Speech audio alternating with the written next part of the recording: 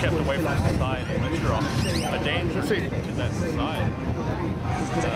You know, if I go and I smoke a joint, you know, tell me that I'm wrong, issue me a fine at the very most. I'm still going to say that's wrong, but nobody should, for a pallet of marijuana, nobody should be in prison, ever.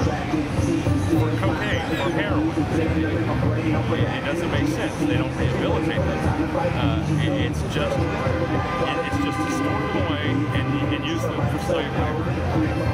It's offshoring, it's outsourcing right here within our own borders. And it's wrong. Ain't right. That ain't right. Well, it's amazing. People are like, oh, it's racism, it's about this or that. When it comes down to it, it's always about avarice, greed, you know? And just like, they're greedy and they want to find a way to make a cheap buck, however it can be done, however shady it is. I can't even get to the part of it being racist. I mean, I can't even get to that point yet. Oh, yeah. I can't even get past the system itself. I can't justify it. So, I mean, of course, I know there's a racial aspect to it. Yeah. I know Oh, absolutely. The justice system. But I can't even get into that because we haven't faced the problem of these prisons for profit to start with. We gotta address. I think we're gonna have to naturally kind of address that first. Well, I've been a guest in prisons for profit and in state prisons. And tell us about the pokey, Uncle Mike. Oh, no, I'm going to tell you all about the pokey. You've got to find out for yourself someday here in Texas. I don't know, you know, I went into prison for drug charges, nonviolent. I've never committed any violence in my whole life. And I find myself chained to a man that murdered his mom. And I thought that was kind of odd, but he's the nicest guy you ever want to meet, but he killed his mom. Most of the folks in prison, I was in a trustee camp, there was 400 of us at night. 3 old ladies watched us. There were no locked doors, no fences, cars parked in the parking lot. If you wanted to bounce out of there, you just go ahead and bounce.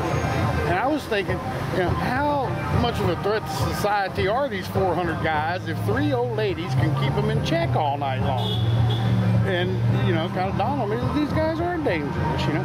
And most people can be rehabilitated for most anything. Anybody could become a killer in a moment of passion or whatever the case. Most people can be rehabilitated for that. I don't really give pedophiles very much quarter at all. I'm not sure if you cross that line that you can come back. Aside from that, I think anybody can be rehabilitated and reintroduced with if they're trained right. That people want to be able to make it. They want to be able to stand on their own. It's in desperation that they do things when they can't get that for themselves.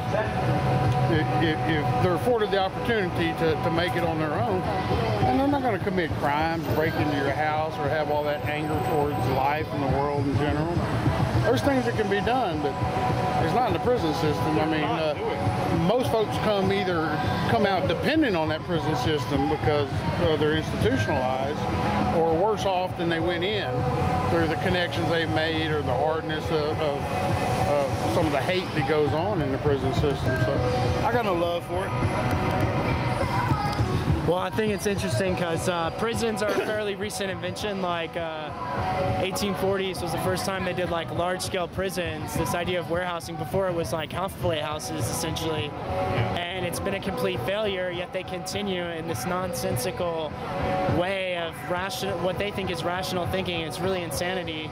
Like to put somebody in an 8x8 tiny cell. It's not natural for the human body at all. Make them better. And hope they'll come out better after that. Right, and then reintroducing, you know, here in Texas, they give you a $100 bill. Good luck, motherfuckers. And some of these guys been 8, 9, 10 years, man. There is no chance for them. I mean, the system's stacked against me. I can't rent an apartment. You know, I can't promote past where I am in my career because of my phone. I mean, and that's lifetime. Even after I paid my dues, that stuck with me forever. So I think it's a little bit unreasonable. Definitely agree. Thanks, gentlemen.